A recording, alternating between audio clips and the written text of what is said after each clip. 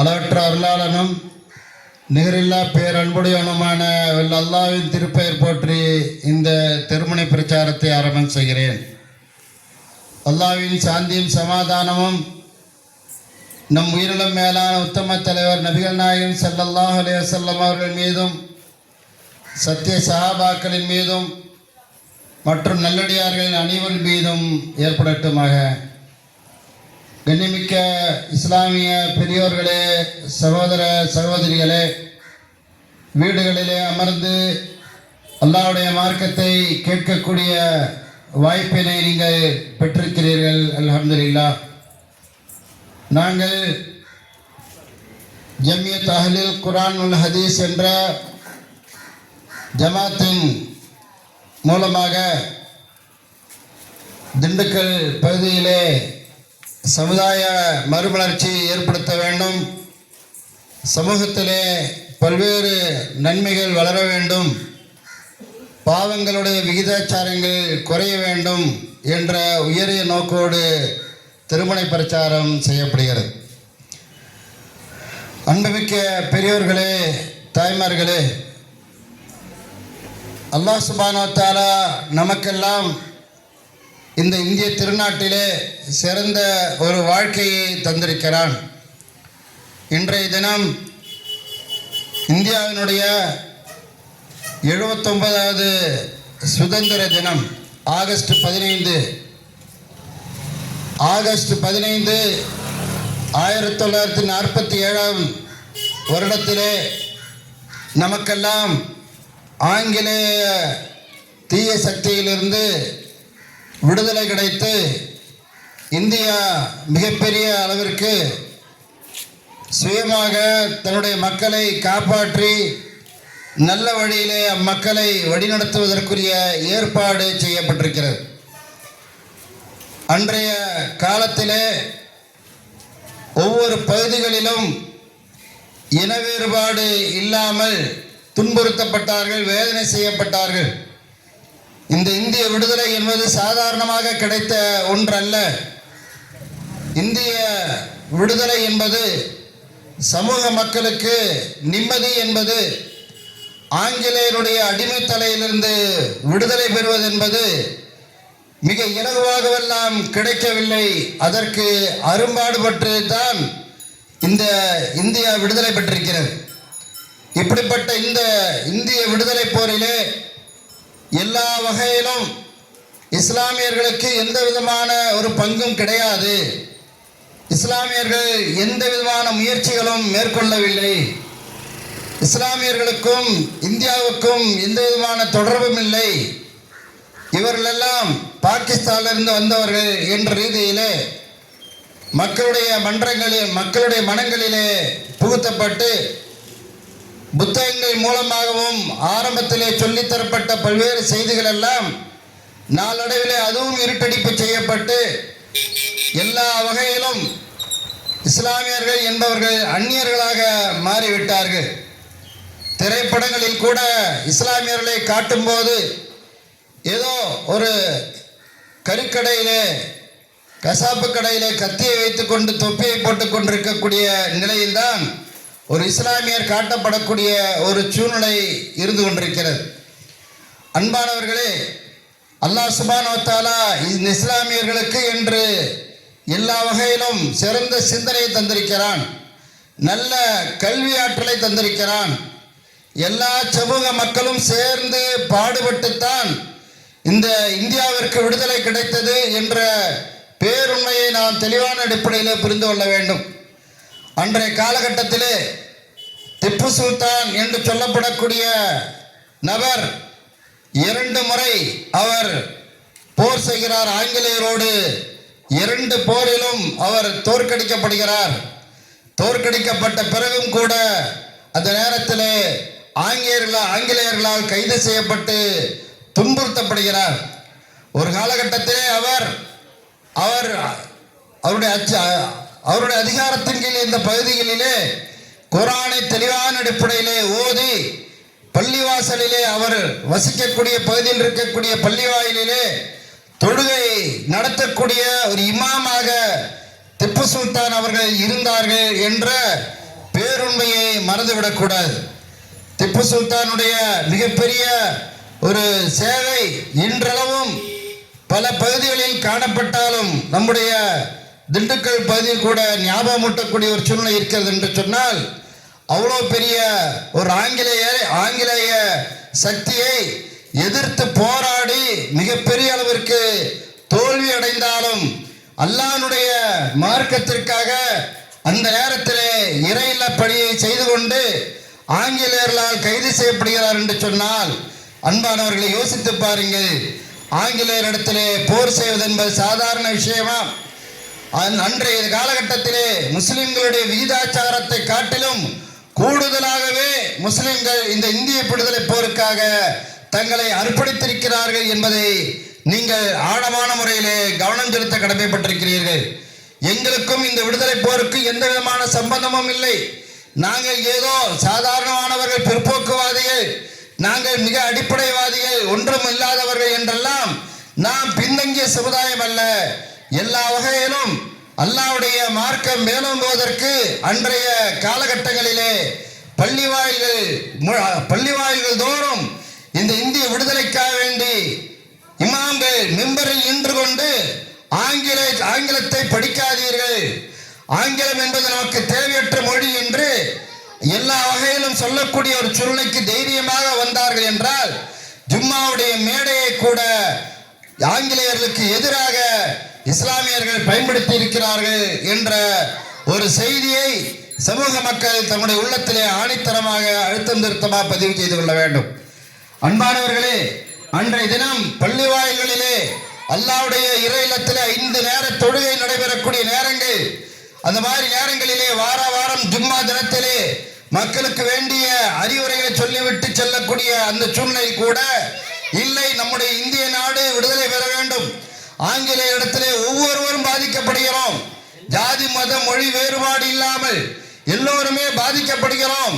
எனவே நம்முடைய இந்தியாவை நாம் தான் மீட்டியாக வேண்டும் என்று இன மத வேறுபாடு இல்லாமல் உழைத்தவர்கள் தான் நம்முடைய இஸ்லாமிய அறிஞர்கள் என்பதை நாம் தெளிவான அடிப்படையிலே உணர்த்த கடமைப்பட்டிருக்கிறோம். அன்பானவர்களே, ஒவ்வொரு நேரத்திலும் அல்லாஹ் சுப்ஹானஹு வ தஆலா நமக்கு தந்திருக்கக்கூடிய இந்த வாய்ப்பினை தெளிவான அடிப்படையில் புரிய வேண்டும் என்றால், டெல்லி செங்கோட்டையில் இருக்கக்கூடிய அதில் கூட பொறிக்கப்பட்ட பெயர்கள் அன்று இறந்த ஷஹீதான முஸ்லிம்களுடைய பெயர்கள் இன்றளவும் மறைக்கப்பட்டால் கூட இன்றளவும் சாட்சிப்பூர்வமாக இருக்கிறது. அன்புமிக்கவர்களே, இன்றளவும் சாட்சிப்பூர்வமாக இருக்கிறது என்பதை நீங்கள் கவனத்தில் மேற்கொள்ள வேண்டும். டெல்லிக்கு சென்று வருபவர்களுக்கு தெளிவான முறையிலே தெரியும்.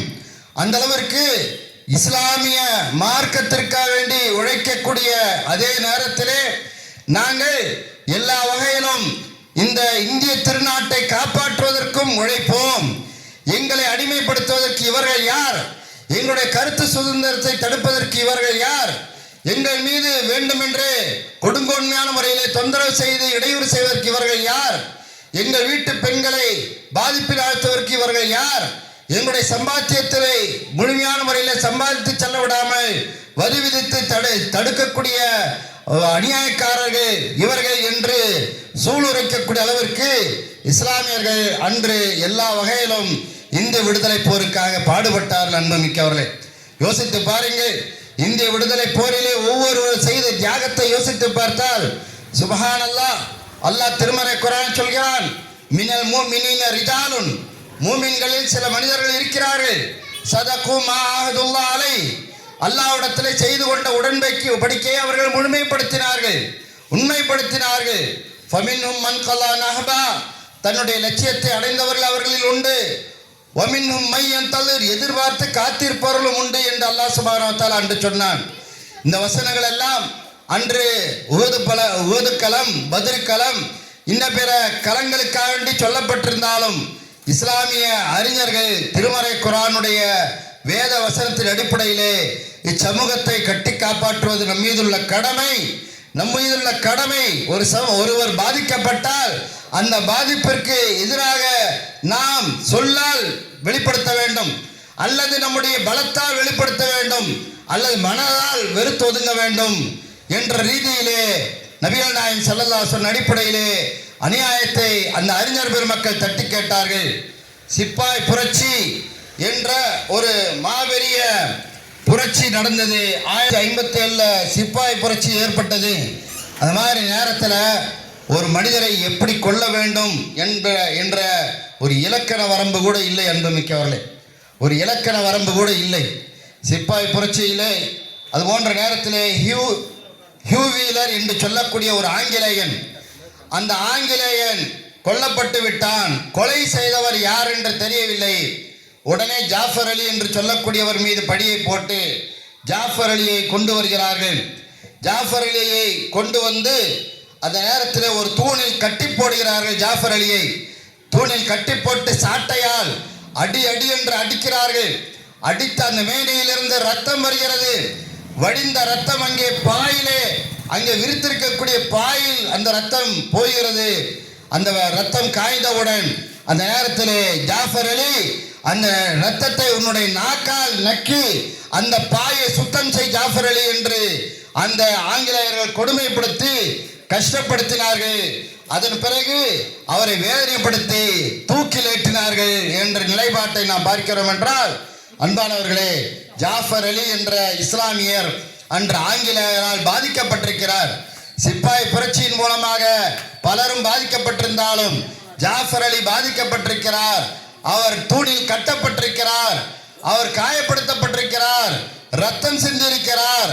அவருடைய ரத்தத்தை அவரே நாக்கால் சுத்தம் செய்ய வேண்டும் என்று வற்புறுத்தப்பட்டிருக்கிறார் என்றால் எவ்வளவு பெரிய கொடுமையை ஆங்கிலேயர்கள் இஸ்லாமியர்கள் என்று கூட பாராமல், ஜாதி மதத்தை பாராமல் அங்கே கொடுமைப்படுத்தினார்கள் என்றால், கடைசியாக இதில் பெரிய வருத்தம், அந்த நபரை தூக்கிலேற்றி கொண்டிருக்கிறார்கள். எதுவுமே உறுதி செய்யப்பட்ட செய்தி அல்ல என்பதை நாம் புரிந்து கொள்ள வேண்டும். சொல்லப்பட்ட செய்தி உறுதியானது.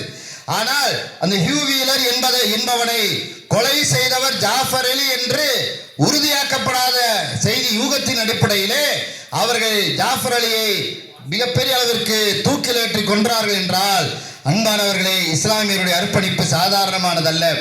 இஸ்லாமியர்கள் விடுதலை போருக்காக செய்த அர்ப்பணிப்பு சாதாரணமானதல்ல. நாம் பார்க்கிறோம், இந்திய தேசிய கொடியை இன்று எங்கு பார்த்தாலும் ஏற்றி வைத்து அங்கே சுதந்திர தாகத்தை தீர்க்கக்கூடிய நிலை வருகிறது.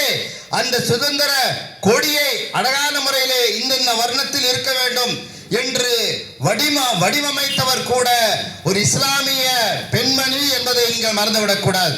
ஒரு இஸ்லாமிய பெண்மணி வடிவமைத்த ஒரு கொடியைத்தான் இந்தியா முழுவதும் இன்று ஏற்றப்பட்டு அந்த கொடியின் மூலமாக மக்களுக்கு விடுதலை எங்களுக்கு கிடைத்து விட்டது என்ற மகிழ்ச்சி கொண்டாடப்படுகிறது என்றால், அன்பானவர்களே, இஸ்லாமியர்கள் தங்களுடைய அர்ப்பணிப்பை இந்த இந்திய திருநாட்டிலே எந்த அளவிற்கு செய்திருக்கிறார்கள் என்பதை நீங்கள் எல்லாம் சிந்திக்க கடமைப்பட்டிருக்கிறீர்கள் சகோதரிகளே. அது மட்டுமல்ல, அன்பானவர்களே, அன்றைய காலகட்டத்திலே முஃப்தி இனாயத் அகமது என்று சொல்லக்கூடியவர் உத்தரப்பிரதேசத்திலே 1822 வருடம் பிறக்கிறார். பிறந்து படிப்படியாக வளர்ந்து அவர் அது போன்ற நேரத்திலே நான் இந்த இந்திய விடுதலை போருக்காக வேண்டி மக்களிடத்திலே பேசி அவர்களை உற்சாகப்படுத்துவேன். வாருங்கள், நாம் இந்திய விடுதலை போருக்காக வேண்டி தயாராக வேண்டும். இந்தியா முழுமையான முறை விடுதலை செய்யப்பட்டு நம்முடைய கரத்திலே கொடுக்கப்பட வேண்டும். நாம் தான் இந்த மண்ணிற்குரியவர்கள், நம்மை இன்னொரு சக்தி வந்து ஆதிக்கம் செலுத்துவதா என்று அந்த நேரத்தில் இனாயத் அகமது அவர்கள் சிறப்பான முறையிலே பயான் செய்கிறார். மக்களை கூட்டி அவர் அழைப்பு பிரச்சாரம் செய்கிறார். இந்த செய்தி ஆங்கிலேயனுக்கு போகிறது. ஆங்கிலேயன் இந்த இனாயத் அகமதை அழைத்து, நீ இப்படியெல்லாம் பிரச்சாரம் செய்தாயா என்று கேட்டவன், ஆமாம் நான் தான் செய்தேன், நான் இதை மறுப்பதற்கில்லை, நான் தான் செய்தேன் என்று இனாயத் அகமது அவர்கள் தைரியமாக சொல்லுகிறார். உடனடியாக அவருக்கு கொடுக்கப்பட்ட பரிசு என்ன தெரியுமா? இவருக்கு ஆயுள் தண்டனை கைதியாக இவர் ஆக்கப்பட்டு சிறையில் அடைக்கப்படுகிறார்.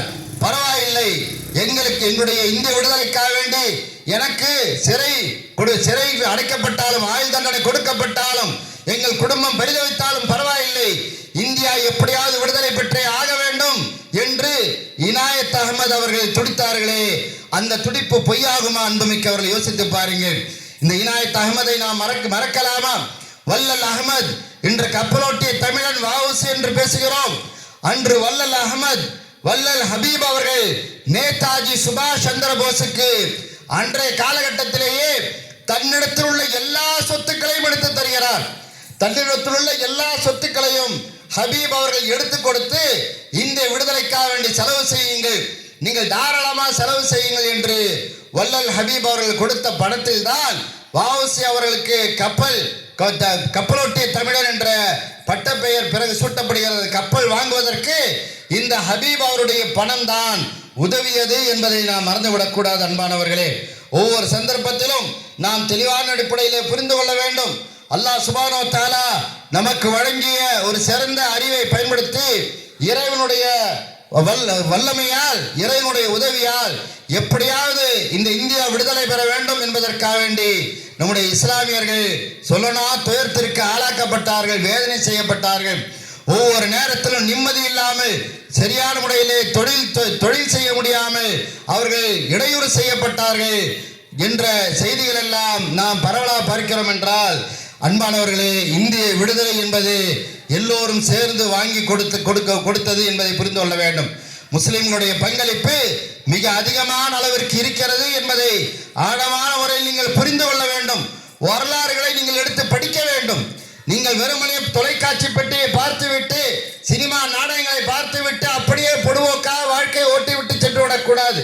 அல்லது மொபைலில் ரீல்ஸை ஓட்டி நேரத்தை பயணித்து விட்டு அப்படியே போய்விடக்கூடாது. நான் இந்த இந்திய திருநாட்டில் வாழ்கிறேன், எங்களுக்கு என்ற ஒரு மிகப்பெரிய அளவிற்கு அந்தஸ்து மரியாதையும் கண்ணியம் இருந்திருக்கிறது. கடந்த காலங்களிலே 79 வருடங்களுக்கு முன்பாக நம்முடைய இஸ்லாமியர்கள் இந்த இந்திய விடுதலைக்காக வேண்டிய அர்ப்பணிப்பை செய்திருக்கிறார்கள் என்ற உண்மையை நம்முடைய இஸ்லாமிய சமூக மக்கள் புரிய கடமைப்பட்டிருக்கிறீர்கள் அன்பு மிக்கவர்களே. அது மட்டுமல்ல அன்பானவர்களே, கான் சாஹிப் என்று சொல்லக்கூடிய ஒரு சிறந்த ஒரு மனிதர், அவர் மதுரையில் என்ன செய்யறாரு, ஆங்கில பிரிட்டிஷ் கொடியை எடுத்துட்டு வர்றார். பிரிட்டிஷ் கொடியை எடுத்துட்டு வந்து பீரங்கியுடைய முன்னாடி வச்சு அந்த பீரங்கியில குண்டு வெடிக்க செஞ்சு அந்த பிரிட்டிஷ் கொடியை கேவலப்படுத்துறாரு கான் சாஹிப் அவர்கள். இந்த மாதிரி நேரத்தில் இப்படி எங்களுடைய கொடியை கேவலப்படுத்திட்டான்னு சொல்லிட்டு கான் சாஹிப் அவர்கள் காட்டி கொடுக்கப்படுகிறார். அவர் அல்லாஹ்வுடைய பள்ளி வாயிலுக்கு போய் தொழுது கொண்டிருக்கும் போது அதை பாருங்க, அவரு தான் கான் சாஹிப், அவரு தான் இந்த மாதிரி உங்க கொடிய பீரங்கியுடைய முன்னாடி வச்சு அவர் கேவலப்படுத்துறது இவர் தான், அவரை போய் பிடிச்சுக்கங்கன்னு சொல்லி காட்டி கொடுக்கப்பட்டார்.